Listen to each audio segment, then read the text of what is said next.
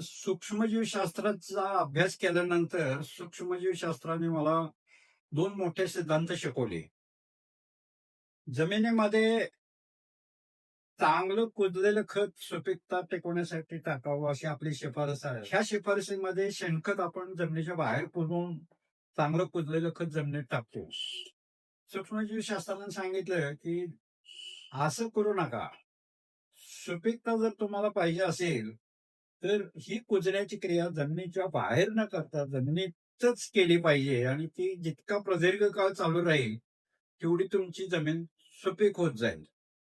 आता शेणासारखा पदार्थ आपण ह्या कामामध्ये वापरू शकत नाही. तो चा विचित्र स्थितीमुळं रोज आपण डोक्यावर घेऊन ते ओलं शेण काही नेऊन टाकू शकत नाही. कुजणारा पदार्थ जमिनीत टाकायचा म्हणजे वेगळे काहीतरी मार्ग शोधले पाहिजे. आणि ह्या मार्ग शोधण्यातून असं लक्षात आलं, की हे मार्ग शोधताना काही मर्यादा घालून घेतल्या मी, की कोणत्याही परिस्थितीमध्ये सेंद्रिय खताच्या खरेदीसाठी बाजारात जावं लागू नये किंवा कुठल्या इतर बाजूला न जावं लागता. ज्या जागी सेंद्रिय खताचा वापर करायचा आहे, त्याच जागी त्याची निर्मितीही व्हायला पाहिजे आणि तो असं जर झालं, तर खरेदी, वाहतूक, भरणे-उतरणे, जागेला विस्कटणे आणि मातीत कालवणे हे सगळे खर्च वाचू शकतील आणि कमीत कमी खर्चामध्ये सेंद्रिय खत व्यवस्थापन झालं तरच आपल्याला जमीन सुपीक करता येणार. मग कुजणारा पदार्थ जमिनीमध्ये ठेवायचा, तर तो आणायचा कुठनं हा प्रश्न पडला. आता ही शोधयात्रा चालू झाल्यावर माझी ऊसाची शेती आहे. ऊस तुटून गेल्यानंतर ऊसाचं पाचट जागेला पडतं आणि आजपर्यंत आपण शेतकरी ते जाळत आलेलो आहे. अजूनही अनेक शेतकरी जाळूनच टाकतात. आता हा जागेला फुकट मिळणारा पदार्थ आपण जर कुजवला तर जमीन सुपीक होईल या कयासानं मी जवळपास 15 वर्ष या ऊसाच्या पाचटाकडनं जमीन सुपीक करण्यासाठी कुजवण्याचे मार्ग शोधत बसलो आणि 15 वर्षानंतर असा जमिनीचा आढावा घेतला, पिकाचा आढावा घेतला, जमा खर्चाचा आढावा घेतला. त्यावेळेला असं लक्षात आलं, की 100% ऊसाच्या उगवणीपासूनचा पाला हा सगळा मी जमिनीत कुजवला. पण 15 वर्षानंतर लक्षात आलं, की ह्या पाल्यातून जमिनीची सुपीकता वाढलेली नसावी. कारण 15 वर्षात उत्पादनात काहीच वाढ मला दिसून आली नाही. आता ऊसाच्या पास्त्यातून जर मिळत नाही, तर आपल्याला जागेलाच फुकटात मिळणारा दुसरा पदार्थ कुठला? असा ज्यावेळेला शोधयात्रा सुरू केली, त्यावेळेला लावण आणि कोळवा अशी 2 वर्ष पीक घेतल्यानंतर तिसऱ्या वर्षी फेरपालट आम्ही भात हे पीक घेतो. आता भात हे पीक घेताना जमीन नांगरली जाते. ऊसाची जमिनीखालची जी खोडकी म्हणून अवशेष आहे, ती सगळी जमिनीवर विखरून पडतात. बायका ती जाळण्याला घेऊन जातात. काही खिशातून पैसे न घालता हा अवशेष सगळे जमिनीच्या बाहेर जाऊन जमीन स्वच्छ करून मिळाली, की शेतकरी अतिशय सुखावतो. त्यानंतर तो कोळवाच्या पाळ्या वगैरे मारून पूर्व मशागत करतो. त्यावेळेला ऊसाचं जमिनीखाली जाळं आहे मुळाचं, ते संपूर्ण जाळं त्या कोळवाच्या फासात अडकून वर येतं आणि ते वसनातून सगळ्या रानामध्ये अ, वेगवेगळा पालापाचोळा काडी कचरा वेगवेगळा विखरून पडतो. आता ज्यावेळेला आम्हाला भात पेरणी करायची असते, त्यावेळेला हा काडी कचरा विखरून पडलेला हे योग्य नाही. त्याच्यामुळे माणसं लावून आम्ही तो काडी कचरा सगळा गोळा करून बाहेर टाकत होतो.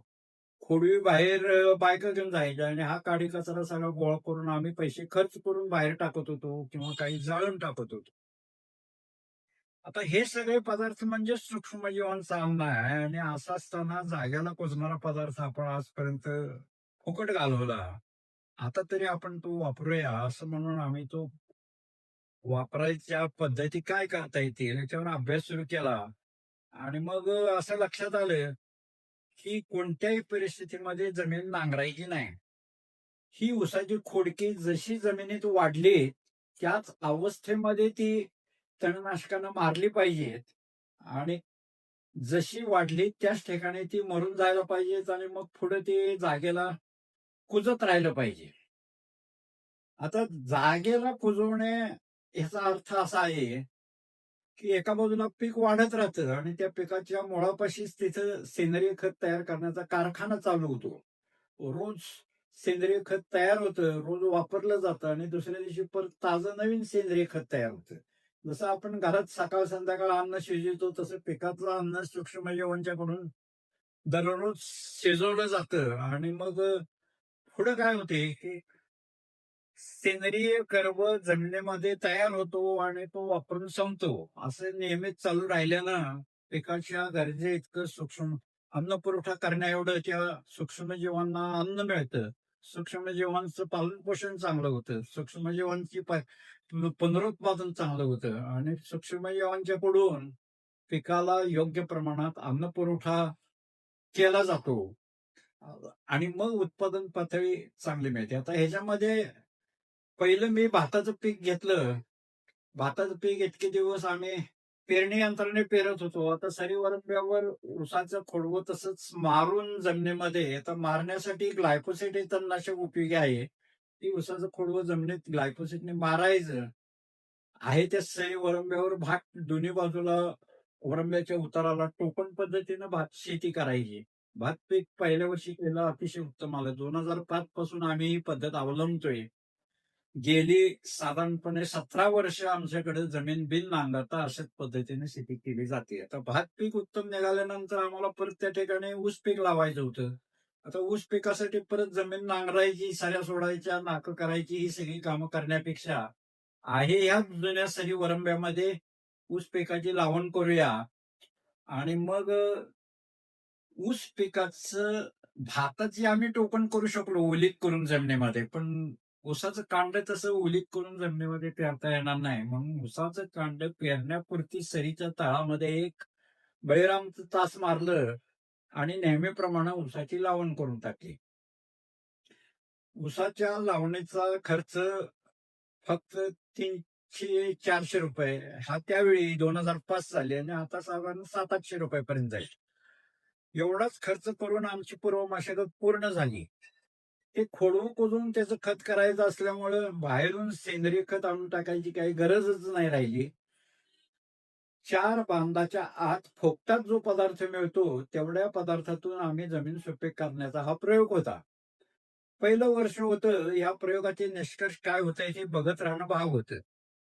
पिकाची उगवण होईल का? पिकाला फूट लागेल का? पिकाला वाढ होईल का? आणि आपल्याला समाधानकारक उत्पादन मिळेल का? असे सगळेच प्रश्न होते आणि ते काळाबरोबरच मिळणार होते तोपर्यंत आपलं काम करत राहणं हे भाग होतं.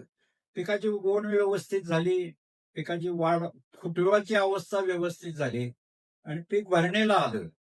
पिकाची भरणी केली आणि त्यानंतर 2 पाणी पाजल्यानंतर पिकाची वाढ अशी जोमदार सुरू झाली, की गेल्या 30-35 वर्षाच्या काळामध्ये ह्या जमिनीमध्ये मी असं पिकाचा रागरंग कधीच बघितला नव्हता, वाढीचा जोम कधीच बघितला नव्हता.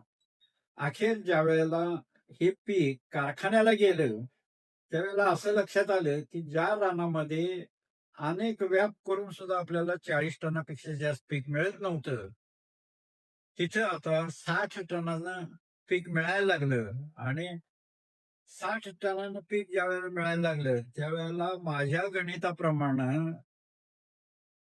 30-35 वर्षापूर्वी माझ्या जमिनीची सुपीकता कशी होती, चांगली होती आणि मला उत्पादन मिळत होतं. आणि मध्यंतरी जमीन खराब होत आली, ती सगळी खराबी भरून निघाली आणि 30-35 वर्षापूर्वी जसं उत्पादन मिळत होतं, तसं उत्पादन मिळालं. एकच वर्षामध्ये जमीन सुपीक होऊ शकते, हा मला आत्मविश्वास आला आणि यासाठी पिकाचे जमिनीखालचे अवशेष कुजवणं हे महत्वाचं ठरायला लागलं. आता कोणत्याही पिकाचे जमिनीखालचे अवशेष हेच पुढच्या पिकासाठी सेंद्रिय खत असा नवीन नियम यातून मिळाला. आता मी विज्ञानाचा विद्यार्थी असल्यामुळं अ, काही खर्च करता नुसते मागच्या पिकाचे अवशेष कुजवल्यानंतर उत्पादनात इतकी प्रचंड वाढ कशी काय होते आहे? त्याच्या पाठीमागे नेमकं विज्ञान काय आहे? याचा शोध मी घ्यायचा प्रयत्न करायचं ठरवलं. कारण नुसतं असं करा म्हणजे लोकांना उत्पादन मिळेल असं सांगणं चुकीचं होतं. सर्वांना त्या उत्पादन मिळण्यासाठी नेमकं काय विज्ञान आहे याचा शोध घेणं भाग होतं, म्हणून मी मग विज्ञानात शोध घ्यायला प्रयत्न चालू केला आणि तो आपण पुढच्या भागात बघूया.